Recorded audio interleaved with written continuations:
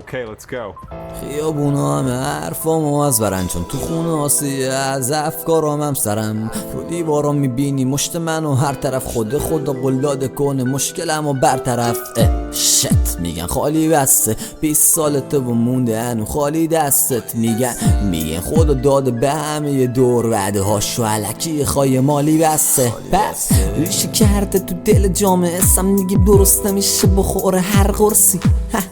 دست بالاست به نماده اعتراض، ولی یا پایین فرو کردن. نپرسید حالمو که چسبیدم به سقف، واسه گرفتن اکسیژن رسیدم به صف. حاجی حکمت خدا رو ببین، دلار رومون کرد قیمت دلار رو ببین. بازم شکرینم روزی ما من و شماست، بهتر از این نمیشه اصلا از باورام جداست. وقتی همه کوچلی چپ زدن خدا تو میبینی شادم میکنی باز برام تو راست. دیگه مهم نی مسئلمون بازم نفته، خدا جونم سخت نگیر تومون راه رفته. نیازی نداریم فوش بریم دیگه بهت، وقتی خوشی گذاشتن زیر دلت.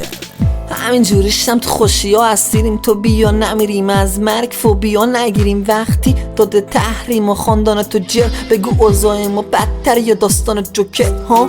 عرض کنم که ارزش ارز از ارزش آدم ها ارزون تر این روزا. 23 ببخش این خبر از رسانه‌ای باز بیاد که محبوب تر پارادو. میدونی عمری جالب نی، حالم چیزی نمیزنن با بدن سالم. بی حالم جو اجتماع اصلا با به میل نی، واقعا فقط پاچه خارا دارن به این قالب میبالن. استاری دارن به میگم بلوف بسه، ساکت نشی و داریم یه چی کلوف دستت.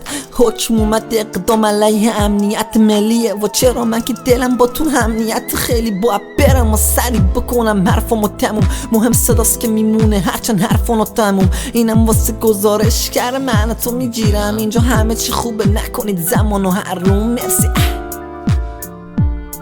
مرسی.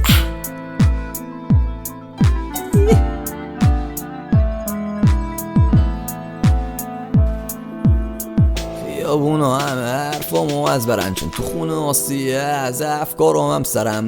رو دیوارام میبینی مشت منو هر طرف، خدا قلاد کنه مشکلمو برطرف. شت میگن خالی بسته 20 سال زنده ای و مونده خالی دستت. میگن خدا داده به همه دور، عده هاشو علکی خواهی مالی بسته.